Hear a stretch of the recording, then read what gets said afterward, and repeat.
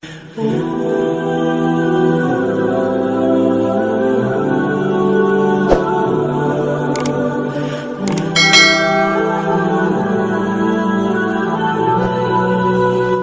jadi ayat tanda-tanda.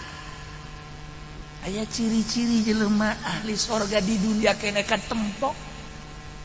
Kadeuleu di dunia kene.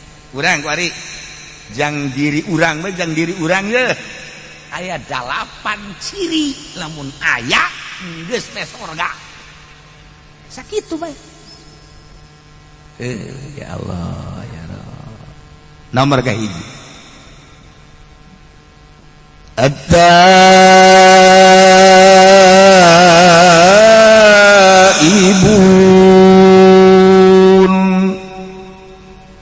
mu'minun anu bakal dibere surga teh mukmin anu babalik ka Gusti Allah dengan kata singkat tobat.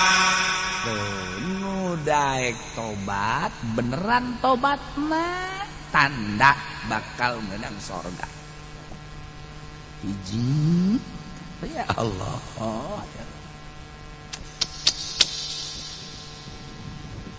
Bisa tuh kudu dijelaskan ku ari tobat anu bakal diterima ku Gusti Allah teh anu kumpul 4 rupa. Nomor kahiji ihtirakul qalbi inda suduril maksiat. Lamun urang tobat tina hiji dosa mabok misalna korupsi misalna. Nah iya nomor kahiji tobat nu bener teh ya baringsang ate teh puas lamun ngadenge pamalingan ngadenge perkorupsian ku embung-embungna kabeulem hate teh panas hate teh nalika timbul mabok timbul korupsi maling nyana teh asa kabeulem ku embung-embungna balik deui lantaran geus tobat asa kabeulem hate teh nomor kahiji hiji embung bae teu aya boro-boro aya jang nu dikorupsina keur eueuhna geus embung ngadenge no doang geus capek geus bener teu aya hiji. Mereka duana tobat anu bener teh ieu anadam ala fa'liha bima mabo kaduhung migawe maksiat geus kaliwat baheula teh mabok kuari teh tobat di samping ijid kuari panas mun ngadenge mabok mun ngadenge korupsi teh ayeuna teh kaduhung. Allah nyesel amat baheula aing keur ngora purnah mabok nyesel amat aing baheula keur waktu jadi PNS aduh abdi ku korupsi nyesel ku nyesal-nyesalna ceri kaduh baheula waktu keur gawe duh aduh aing waktu kade udah gak dicingluh baheula ieu balik kosok aya we sapatu nu diselapkeun aduh aing kaduh nya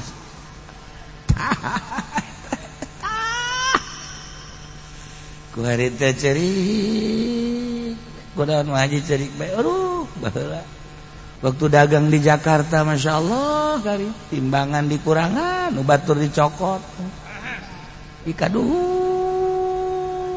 jasa ceri lain di dongeng-dongeng ceri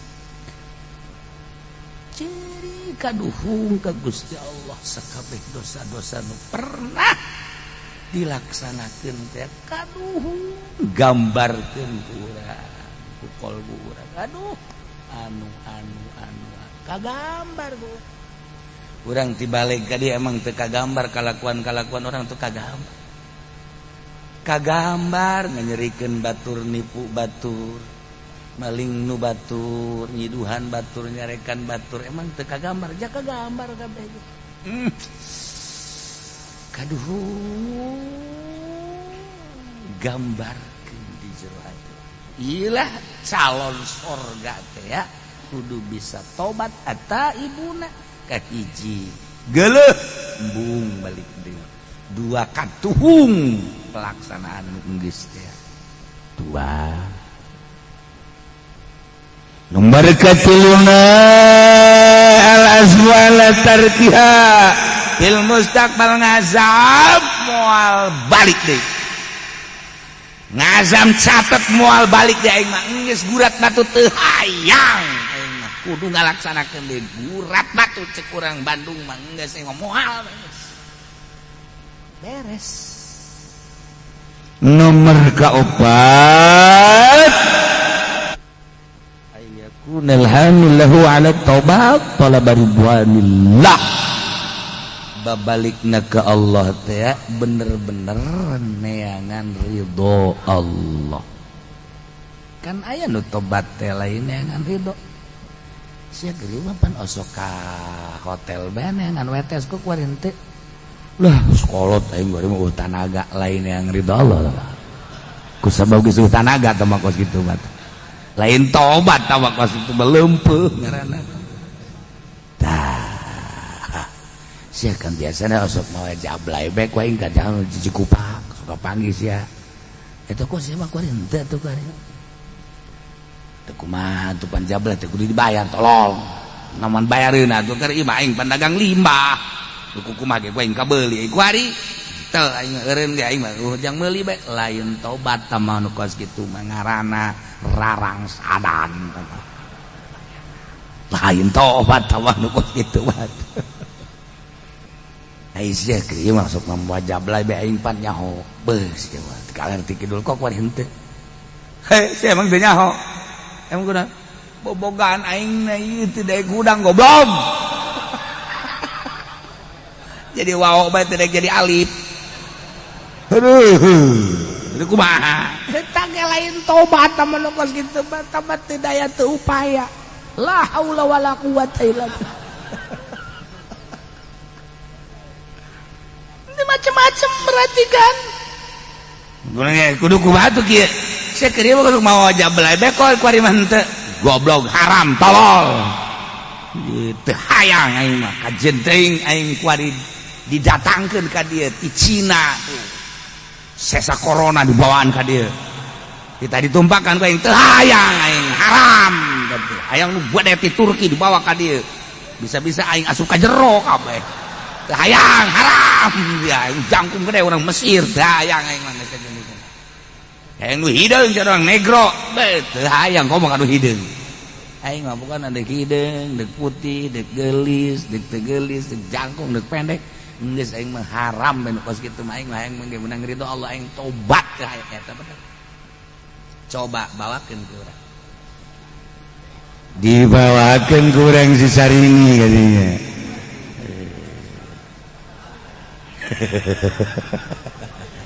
Je, caknya lumayan. Oke, ya.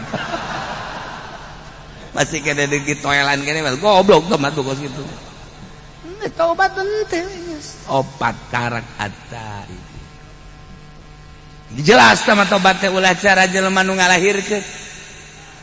Ngalahirkeun gaban oh mah tobat wali deui tobat ada jeri wah sakampung nyaut kabeh. Jeri aduh tobat wali deui borosot we kaluar. Geus beres. 3 bulan reuneuh deui.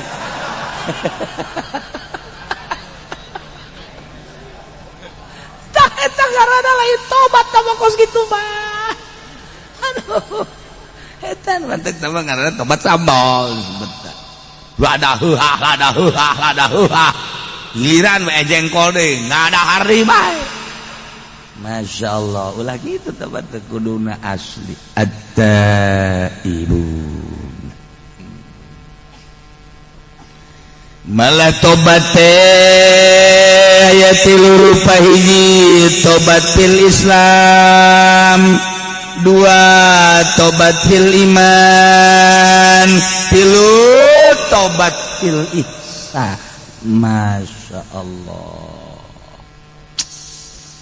geus tobatil Islam tobat dina urusan zahir urusanana fikih tobat fil iman urusanana batin urusan akidah tobat fil ihsan urusanana urusan sir eta mah bagian ihsan anta abudallah ka'annaka tarah wa illam takum tarah ka'annahu yarah.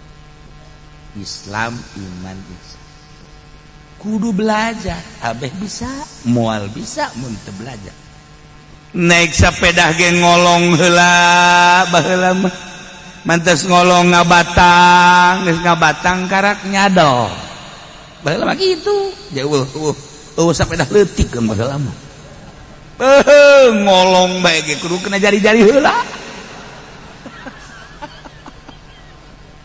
eta belajar kana belajar heula engke bisa ke ahli tobat gitu urang belajar tobat heula abeh bisa ke geus bisa karak ahli Masya Allah tobatan heula Islam urang mun bener-bener hayang meraih surga atta ibu tobatan ku urang dina Islam zahir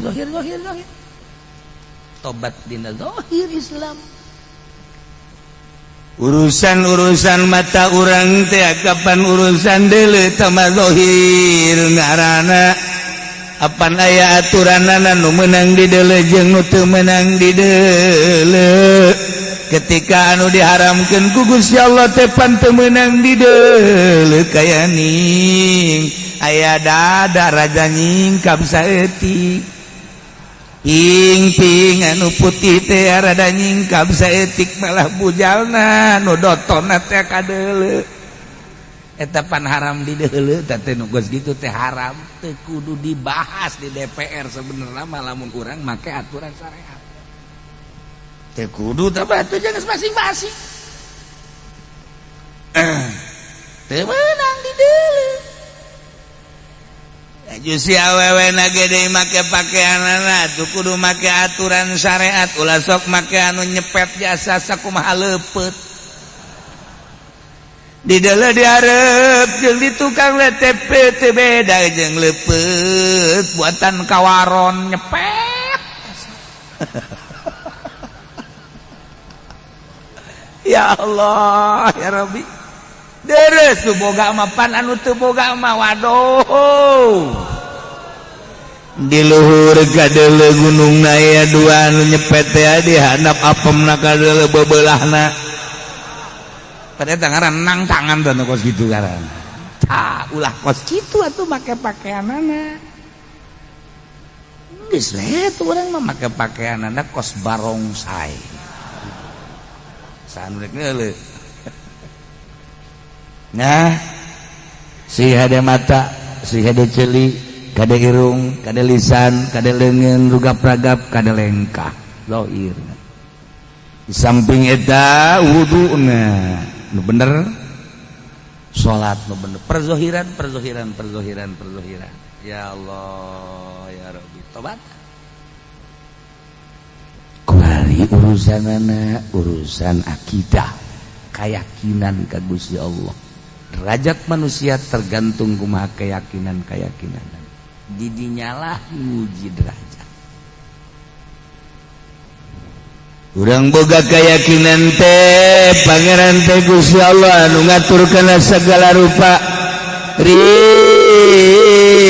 teh geus diatur ku Gusti Allah dina Al-Quran wa ma min dabbatin fil ardi illa 'ala Allahi rizquha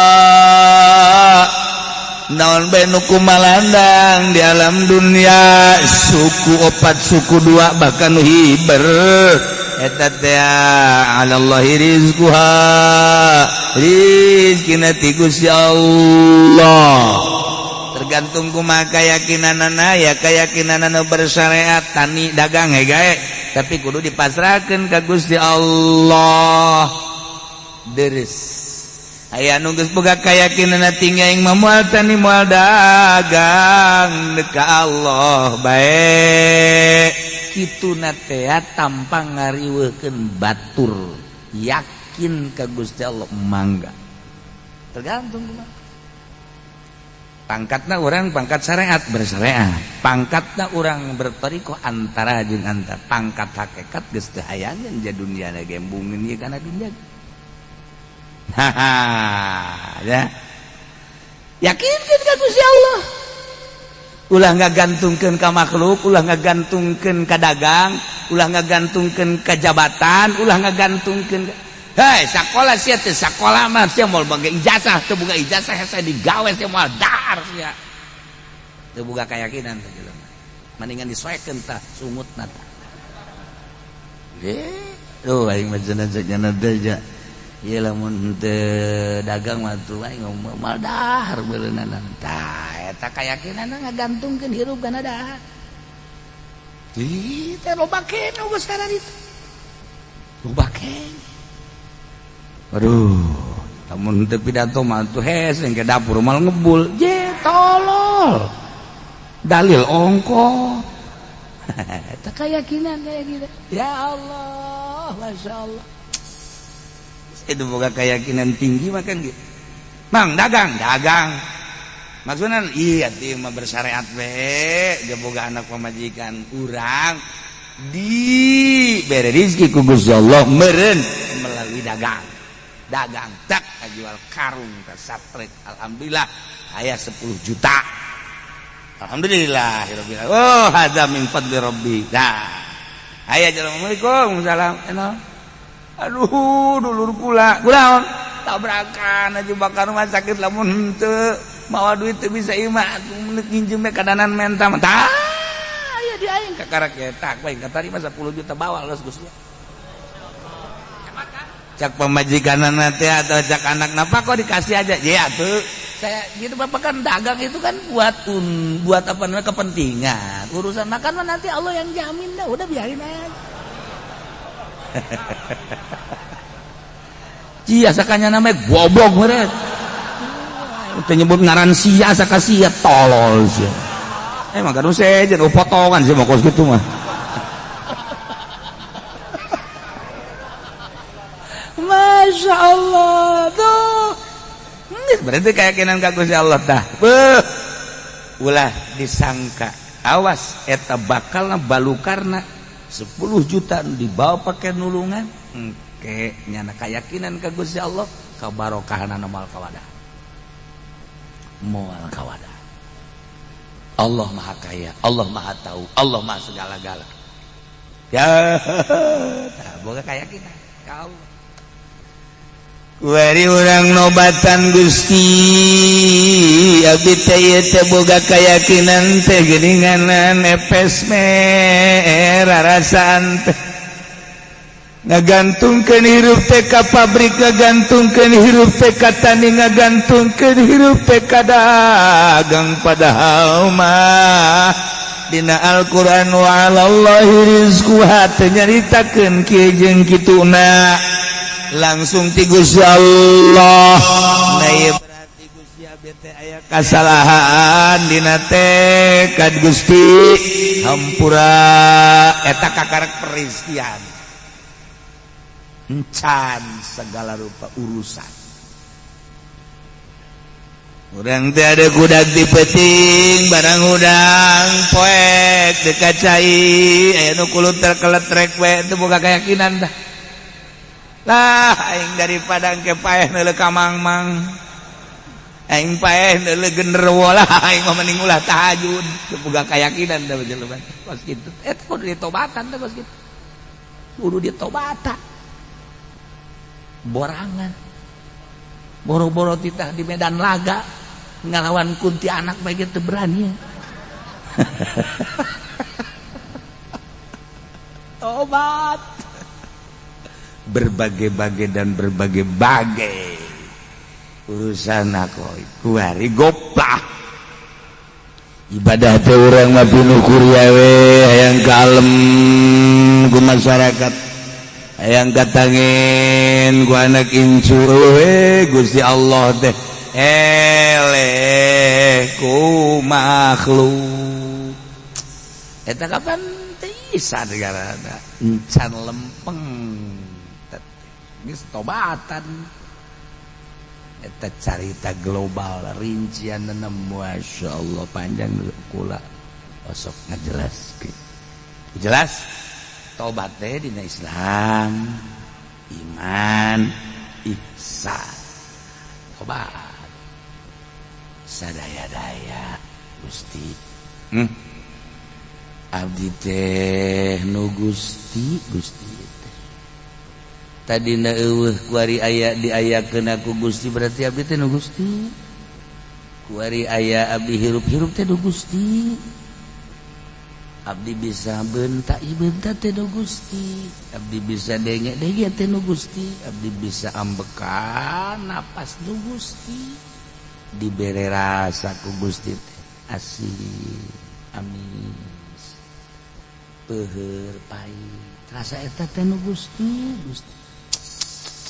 abdi bisa ngaragap ka rasa ieu teh nu ipis nu kandel nu heuras anu leumis kita nu Gusti rarasaan teh lempang gitu kena tapi geuning Gusti sok di aku nu abdi we teh hirup teh Gusti masih keneh di aku keneh we gua abdi mata nu abdi ceuli nu abdi kulantara di aku atuh ngagunakeun teh sakahayang abdi be dosa Gusti abdi padahal mata teh nu Gusti boga aturan ti Gusti kulantaran abdi lengah asa nu abdi ku abdi digunakeun kumaha abdi bae hampura Gusti tina kasalahan mata abdi sok usulkeun ka Gusti ngaranna tobat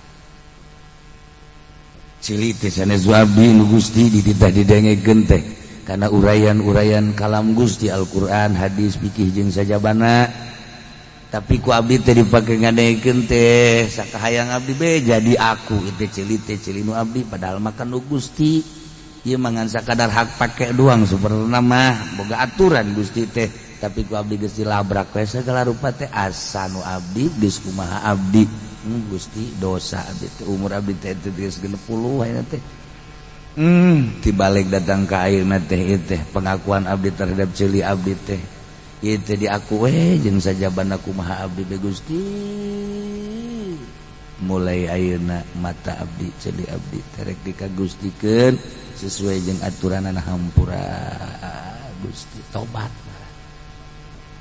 tobat ngaranna Gusti tak ayo geura tobat ya Allah abdi Gusti baheula keur ngora ngaranna ge keur ngora Gusti diajak ibrag-ibragan ku babaturan teh kabeneran atuh fasilitas rada aya abdi teh pernah we bobogohan jeung si anu harita teh Gusti can dikawin ku abdi teh tapi ku abdi teh diusapan teh lain sakadar diusapan malah mandi kekerewek ku abdi teh hajunya nadaekeun ongkoh deui Gusti ieu teh meureun kajurung ku nafsu teh we baheula teh Gusti Maha Uninga panghapuskeun Gusti dina tulisan malaikat abdi teh dosa moal Gusti balik deui ka urusan kasahampura Gusti be mun eta hadeun teh dihampura ku Gusti meureunana cukup jang ngojai di neraka urusan-urusan paharaman Gusti teh hampura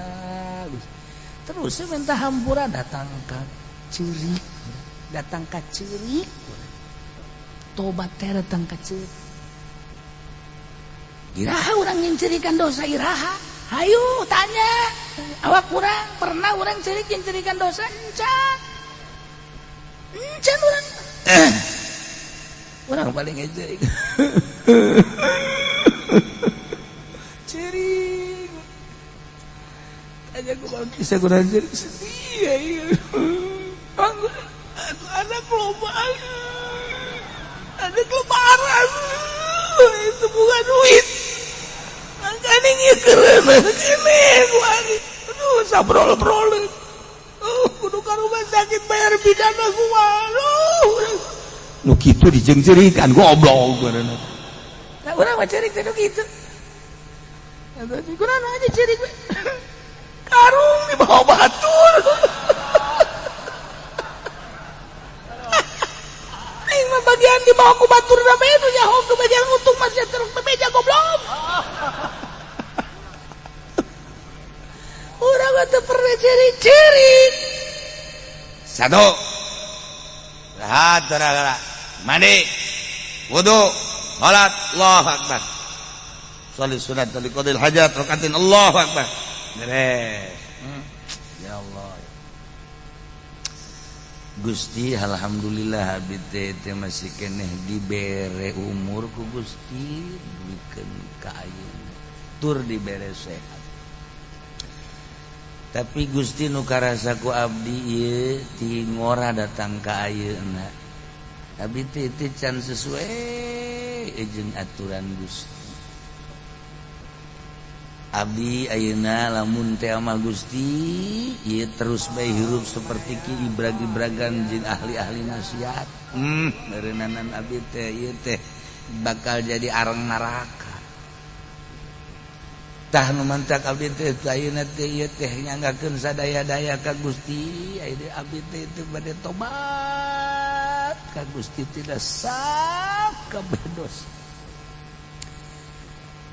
Bumi ka langit teh luhur Gusti ieu teh we nu pernah ngitung-ngitung dina ayana kita teh urusanana urusan ahli palak tapi meureun dosa abdi teh lamun teh mah dibuktikeun nyundul ka langit inu sabdi tapi Gusti bahkan maha hampura tataan ku urang dosa-dosa urang urusan-urusan baheula Gusti abdi bergaul di partai abdi teh baheula teh kungsi Gusti ilu ibrag-ibragan dina Golkar nyaho Golkar jore teh barang ngaji ka Cilongok bae horeng Golkar teh tolol goloon boloon age boloon ade nyaho PDI teh bener teh ngalaksanakeun horeng agamaan di jerona abdi teh baheula teh kungsi ka gusur-gusur di PDI abdi teh baheula teh kungsi ilu segala dipaan segala meureunna teh duit teh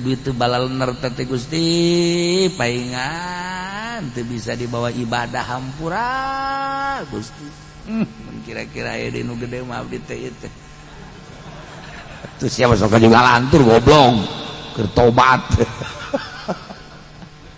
ulah Gusti hampura perduita abdi teh baheula teh pernah jadi nagarawan Gusti cak batur mah abdi teh kabag naon kabag aing nyaho ngaran teh nyaho rupa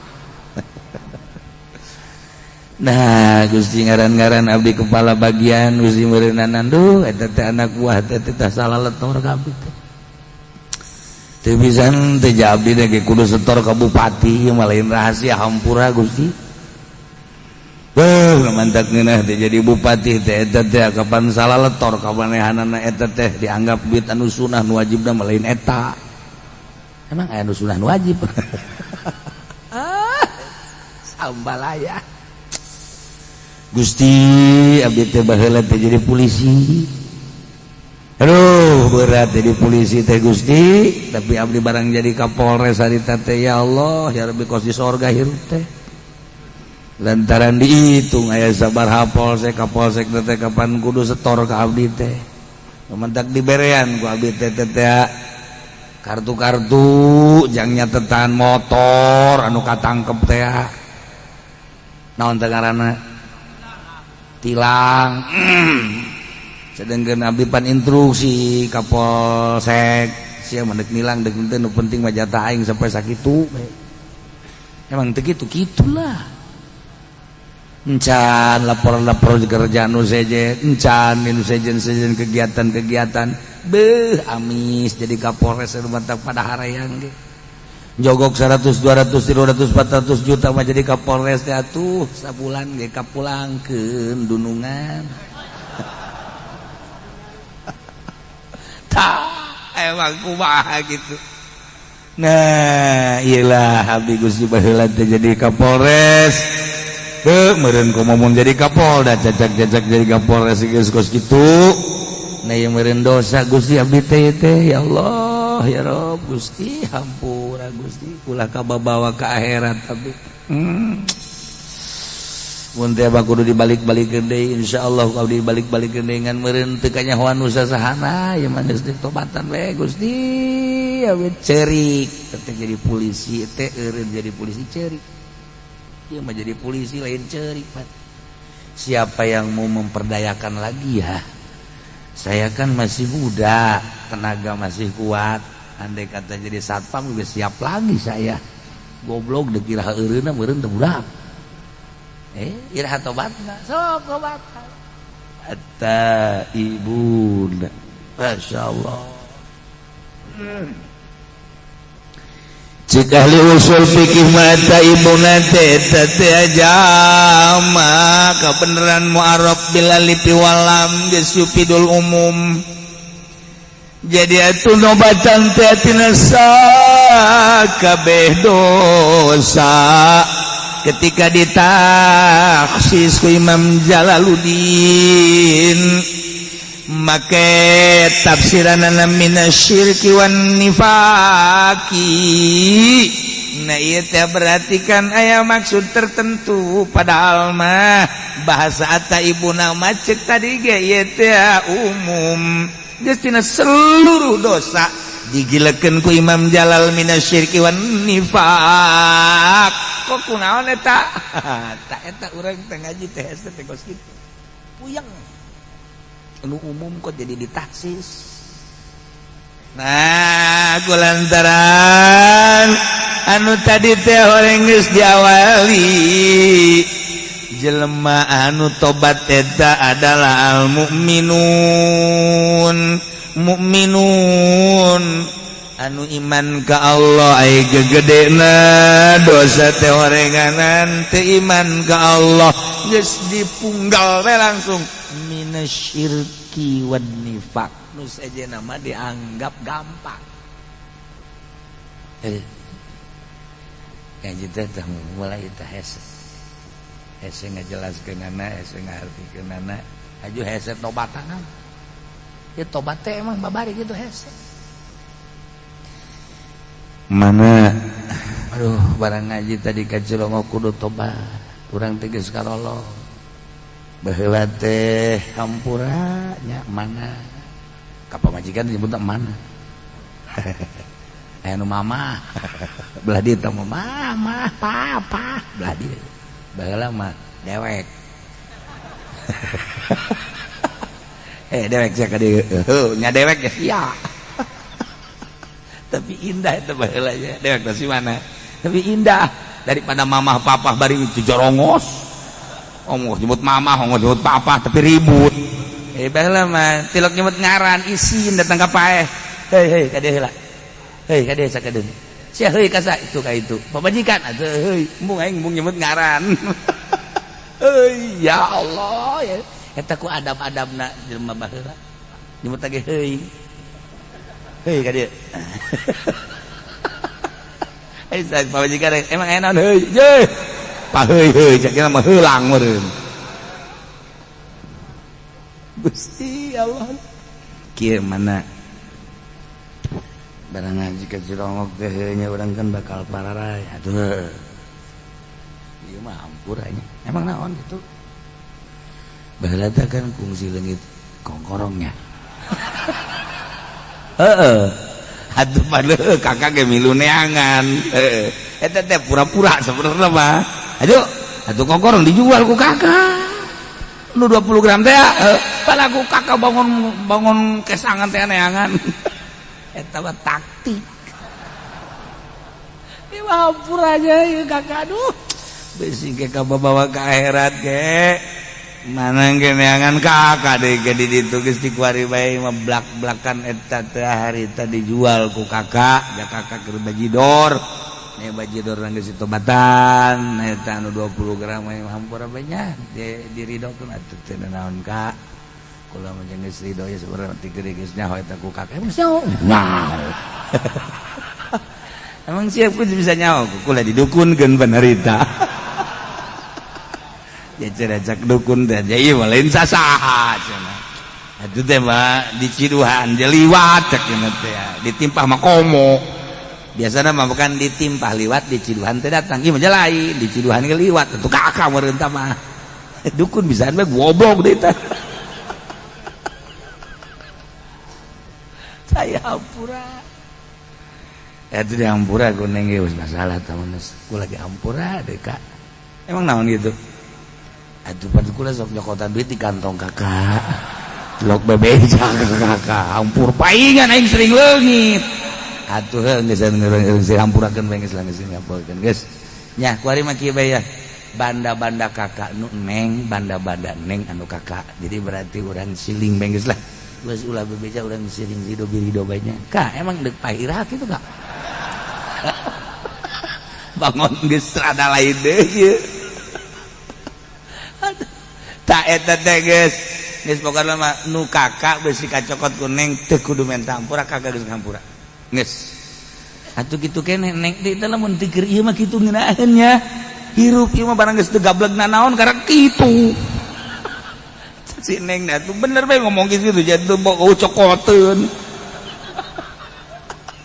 sial ka haji mah goblok ngomong kitu geus sarang sadan keur ieu ngomong mah wari batu ieu nu kakak nu neng naon kanjut doang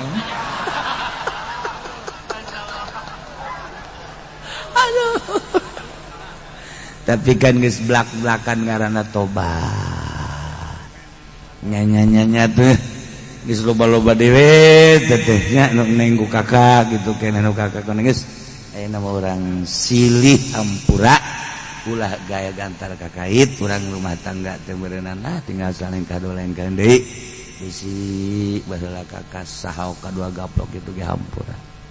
Tuh kata tandana ge aya tadi dieu tah. Naon eta? Eta urang dicampilin ku kakak pita.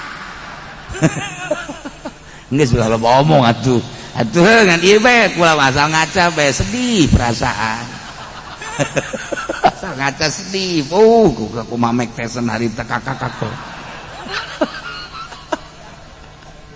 Hampura geus atuh geus hampurakeun ngeunaheun tah plong-plongan hirup urusan muasyarah muamalahna hampura plong ngeunaheun ge bakal jadi urusan jeung pemajikan urusan jeung tetangga urusan jeung dulur hampuraan kemudian orang urusan syariat urusan itu iman keyakinan gua mau datang ka ihsan mah geus ka Gusti Allah jadi penting teh kieu beta di mana bae dek di tengah imah di hareup imah di kursi dek di handap sarua bae dek bari gedeng kos kitu mah sarua bae sarua bari ngaroko ge eueuh masalah memberi ngarokok bae tengah peuting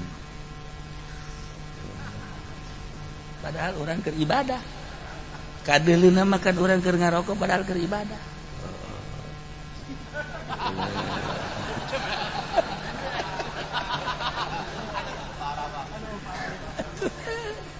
ya Allah rokok lisong kiamat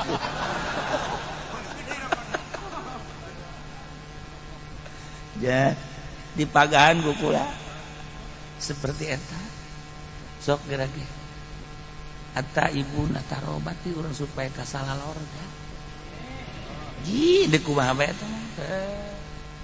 malah mah boga junub ge boga junub masalah kos kitu boga junub urang mah teh sare jeung pamajikan aju hudang jam 2 acai ya meureun cai eueuh atawa tiris nah ieu mah ning tapakur bae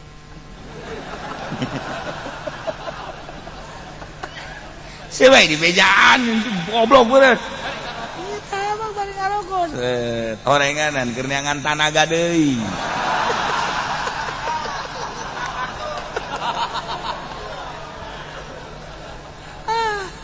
sugan teh mah bener tapakur orenganan neangan tanaga wah teu beres ya urusan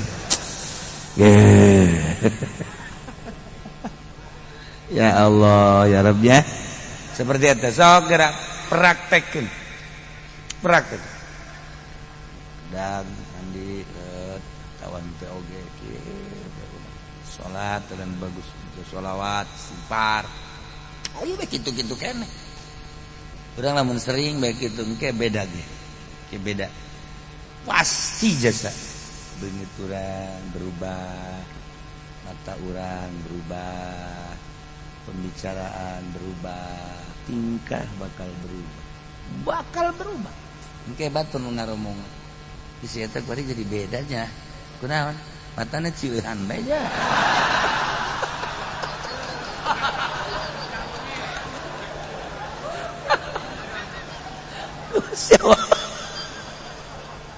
Masya Allah nya si eta ngomongna kuari jadi lemes matana ge sayup jeung kadirina sinaran jahe aya naonnya manehna bisa kos kitunya aja loyog karena ibadah karena berjamaah loyog sorangan kena mawa ya Allah komo lamun dantang ka dibere rasa ku Gusti Allah kehadiran Allah wah geus asa nyaritakeun ikan hese ge ngahadirkeun rasa hadir babarengan jeung Allah eta lamun Allah geus mere masyaallah geus teu kudu tahajud teu kudu maca Quran teu kudu maca shalawat ngarasakeun bareng jeung Allah eta urang aya aturan maca Quran tapi teu karasa bae urang maca shalawat tapi asa jauh jeung Allah urang salat tahajud terus teu salah bagus tapi encan boga rasa ketika geus karasa kehadiran Allah geus nikmatan maksud salat teh supaya kehadiran Allah maca shalawat istighfar wari ngarasakeun teu bisa dihayal tama aya karasa luhur tama geus luhur teu saha lamun Allah geus mere geus kitu beda geus rarasa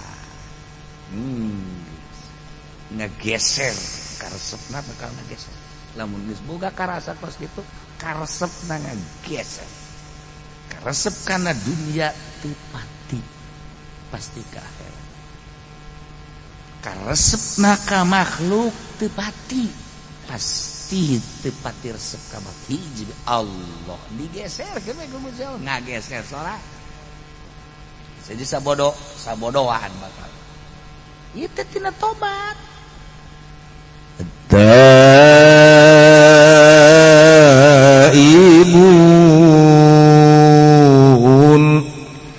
mukminun anu sejati nu bakal dibere surga majelma nu kasipatan ku tobat anu daek babalik ka Gusti Allah tobat terutama minasyiriki wa nifaq tina syirik jeung nifaq kabla ditumatina segala rupa permaksiatan ditobatan asal ti Allah bakal balik ka Allah ketika orang geus bisa tobat babalik ka Allah teh ngeunaheun bakal ditanya ku Gusti Allah pan geus tobat segala rupa teh sedengkeun Allah narima kana tobatna hampang nu berat ge urang asal ti Allah wari bakal balik ka Allah ketika balik ka Allah loba hal-hal kasalahan anu can ditobatan ancaman Gusti Allah neraka naudzubillah minna tobat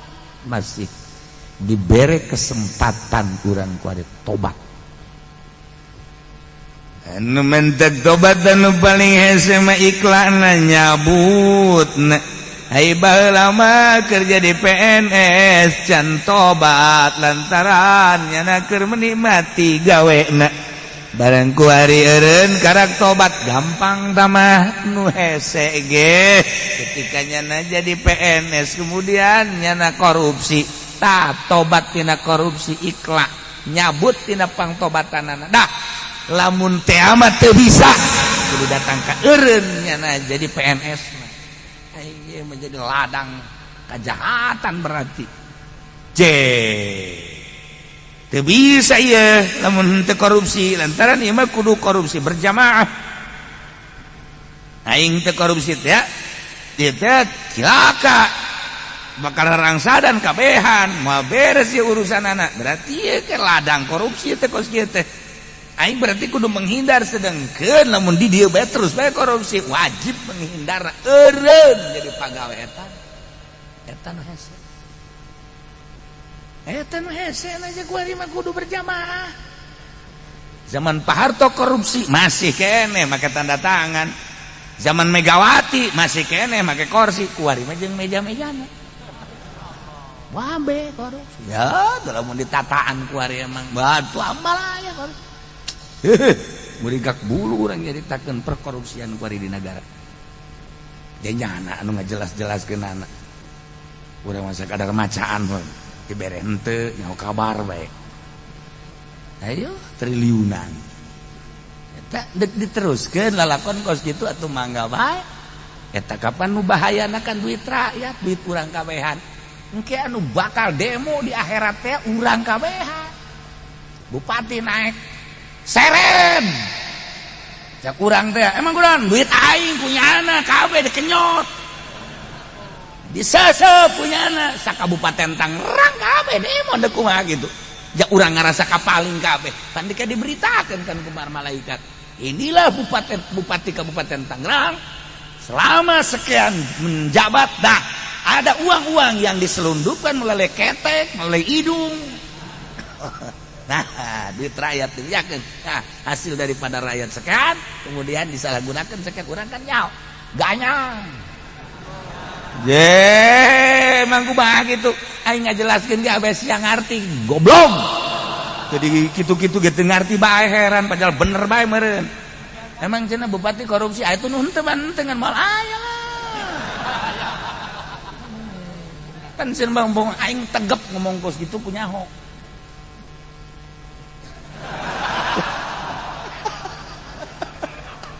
Pajar mah heuh orang bener. Dah. Di mana orang? Mun kukula dek ditataan ieu. Duit pajak nu asup jeung nu diberitakeun eta ge can jelas.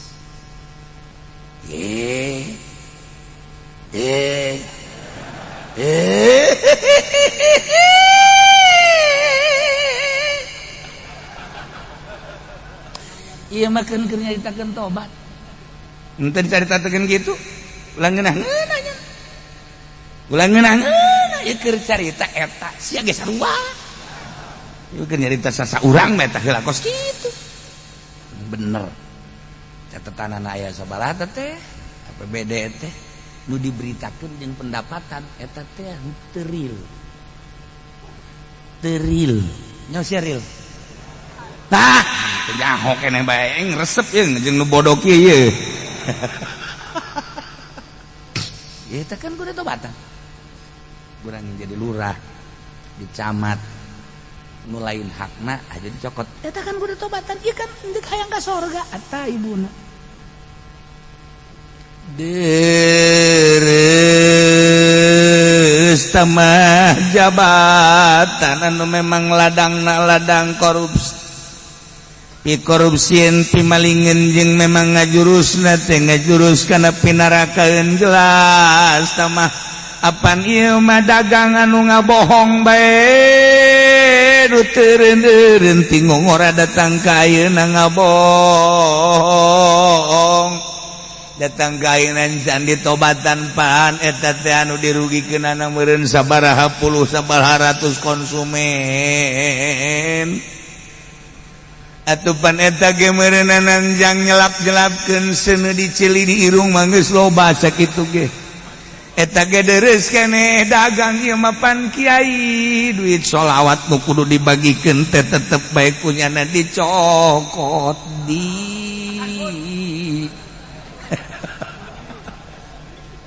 Hak ieu kan kudu ditobatan deuk mah. Deuk mah. Hayang ka surga mah. Ngementek didongengkeun aya kiai balik ngariung jokot di pager jang nyeuhil kudu ka neraka teh kumaha teh ku ulah-ulah na maling teh ya kari geus dicontohan teh kos kitu teh masyaallah Gusti Anas urang kada demes di dunia Anas bakal ditinggalkeun di dunia tobatan geura Numbantak diusahakeun gerepek bae jadi pemerintah tapi ulah resep dunia pek bae dagang tapi ulah resep dunia, pek bae ceramah tapi ulah resep dunia, pek bae jadi kiai tapi ulah resep dunia. Lantaran ieu dunia teh anu ngajerumuskeun ka setiap jelema. Pek bae urang jadi polisi asal ulah resep kana dunia, atur negara melalui jabatan polisi. Priwit tambahan diceuli di irung. Jangan ngatur-ngatur tapi ulah resep dunia. Bakal hebat jadi polisi. Salah jalan, Pak. Salah jalan ini. Tidak boleh. Ini aturan polisi ini nggak boleh ke sini. Ini kan ada garit-garit singa. Nggak bener nyontet aing ngomong lah pokoknya. Nggak boleh ini ke sini nih, harusnya ke sini ya. Lain kali jangan ya. Oh Pak, ini jangan. Saya nggak perlu uang. Saya mah cuma ngasih tahu ya, jangan sekali-kali. Sorga ta polisi ta. Aduh, sorga ta polisi. Masya Allah. Wahara. Oh. Aturan di Indonesia harus pakai helm.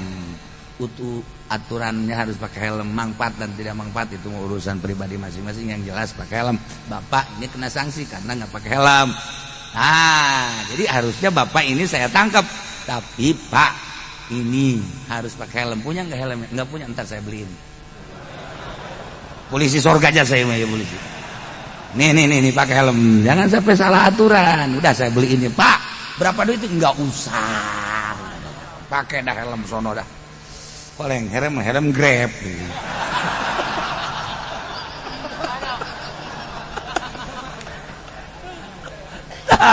Jadi polisi di surgaeun ya Allah ya Rabb.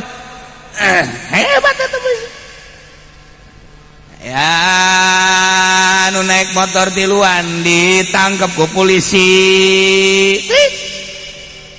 Ini enggak boleh bertiga, Pas. Saya mau ke Cilongok.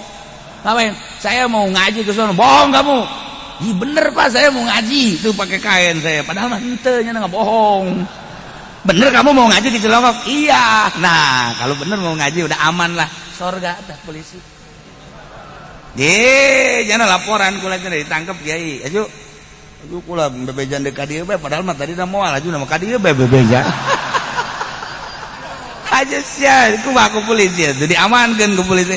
Polisina ngaranna sahebat amat eta polisi. Ih, atuh sorga teh.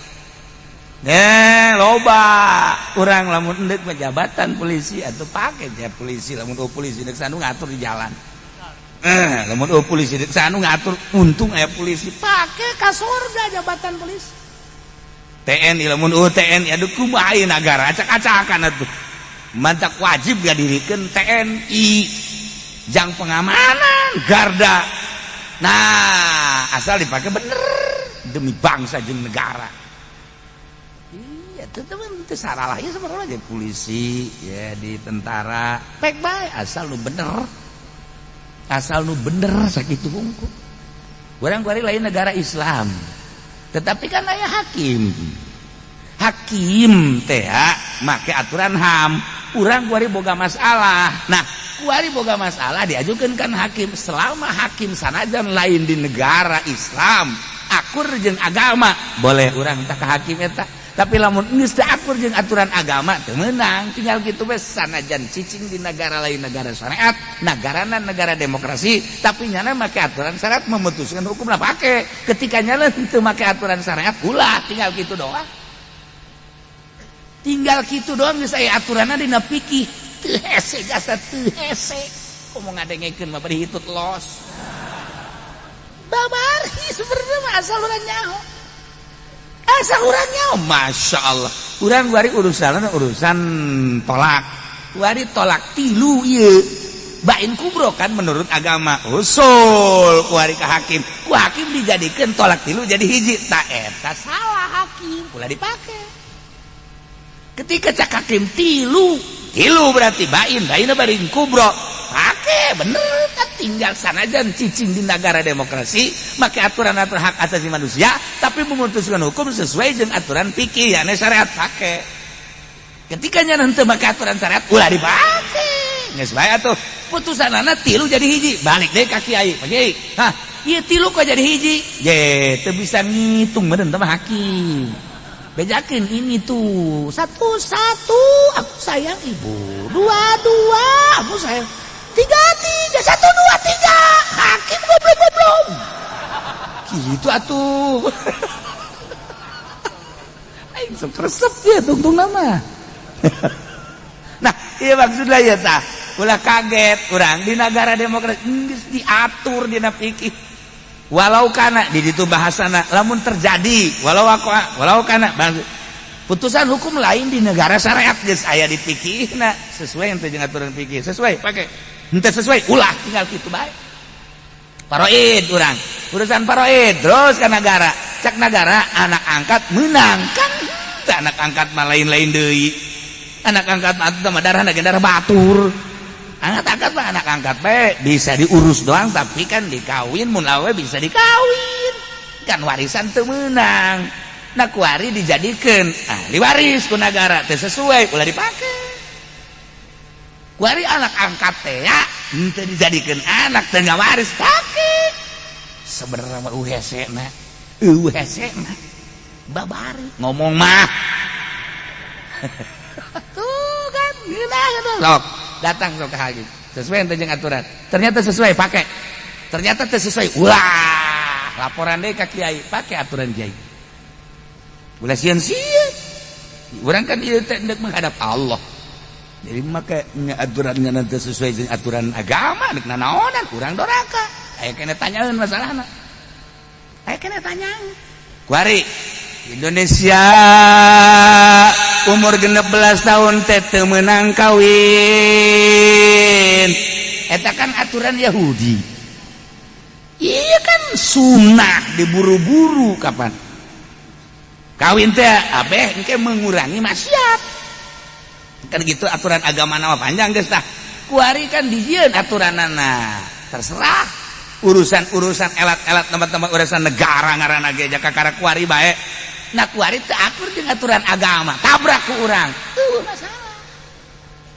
eueuh masalah tinggal kuari kieu ye ieu anak urang umur 17 tahun awewe dek dikawinkeun sedengkeun di negara aturanana kudu 19 tahun atau 20 tahun berarti kakurangan sedengkeun cak agama meunang cak negara henteu tarud antara agama jeung negara lakukeun agama engke ka negarana geus ya dek kawinkeun anak aing anak-anak ih enggak boleh ya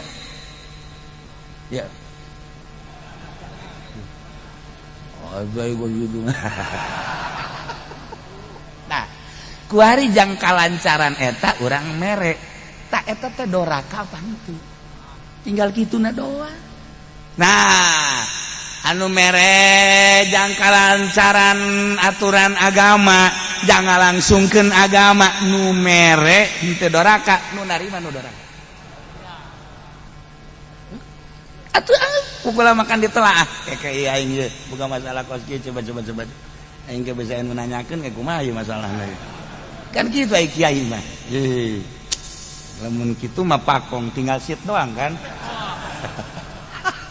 aya aturan ada tenang geus urang tah nyogok tah nu nyogokna mah jangan langsungkeun agama kan ya lamun nyana dibere ku urang tanda tangan agama lancar ieu mah hitung-hitung lah atuh geus bae naon kitu kefarat geus ngan nu narima nu doraka geus bae urang mah teh doraka nyana nu narima kecuali kunyana ditarima bae mah tadi bilikeun deui aduh masalah tah mah kitu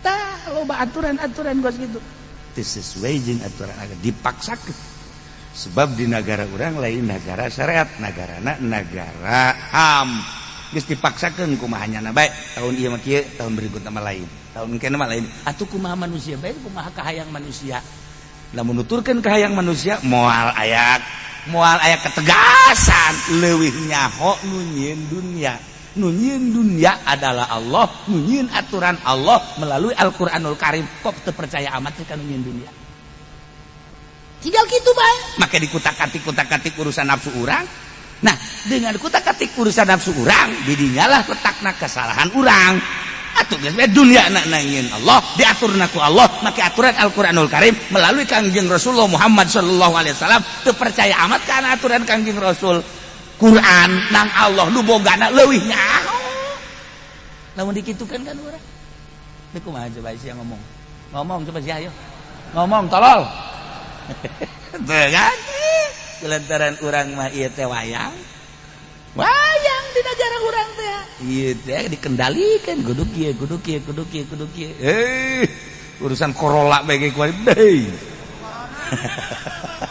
nah, kamari kula ka rumah sakit bae ka ditu ka Siloam hese aturanana kudu didaftar disorot ka karat make stempel di dieu make penang cet jadi make penang lain sapeda bae di penangan urusan ka rumah sakit bae kuari kos kitu salah kitu mah ketertiban bagusan meureunana beusi aya nu terjangkit beusi eta urusan syariat ya tapi kan lamun kuari datang ka Baitullah kosong deuk kumaha moal datang ka kosong mah moal kosong ti manusia malaikat mah tetep moal datang ka kosong lamun aya jaminan di dituna ngan kayakinan anu eueuh yakinan anu eueuh tetapi kan urusan ada deui urusan politik kita kan teu kaluar ti urusan mana ujung-ujungna ulah lamun ngabahas urusan corona kuari bisa teu paham kabeh ternyata jeung ternyata horeng ternyata dan ternyata wah geus acak-acak mantap merambah ke unggal negara nah timbul bae suuzon naudzubillah min dzalik horenganan jeung horenganan geus teu kudu dibahas sama kos kitu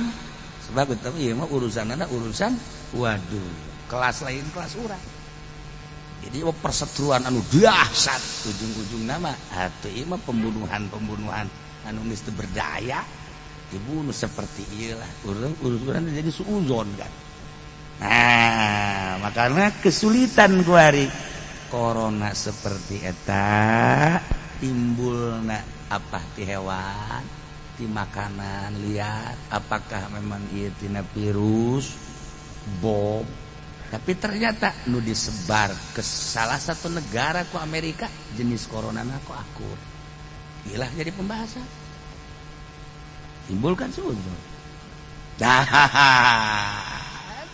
gua deui makana boga HP na ulah bujur bae mebujur bae jeung susu tarololnya asli aing mah teu kudu make HP eta pokos kitu mah masyaallah ya si budak HP datang ka wasiat kudu dibawa ka kuburan teu nyawana naon keur carita nah lantak atuh terus unggal negara dikendalikeun gitu kabelah dituna geus wallahu alam gara dage politik atuh Gusti Allah Pak ngeri urang tobat geus lah urang japaeh mah urang bakal jeung teu nyaho iraha do jelas mah paeh urang mau iman Islam aju dosa dihampura geus sakitu at-taibun at-taibun al-abidun